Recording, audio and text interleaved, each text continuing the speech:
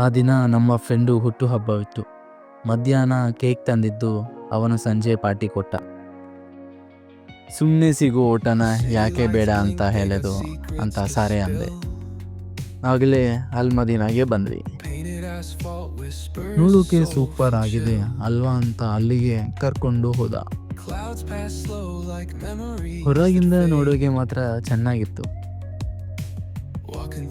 ಒಳಗೆಲ್ಲ ತುಂಬ ಶಾಂತ ಮತ್ತು ನೆಮ್ಮದಿಯ ವಾತಾವರಣ ಇತ್ತು. Good furniture, good lighting and good service.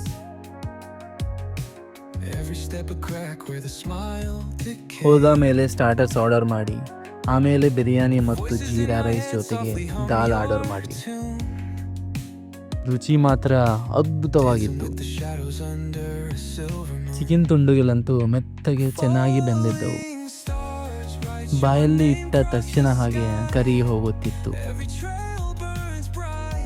ತಿನ್ನುತ್ತಾ ಇದ್ದರೆ ಇನ್ನೂ ತಿನ್ನಬೇಕು ಅನ್ನಿಸ್ತಾಲೆ ಇತ್ತು.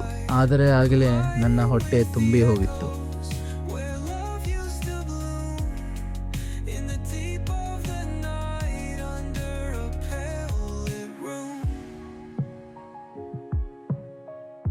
You can watch live cooking from this window.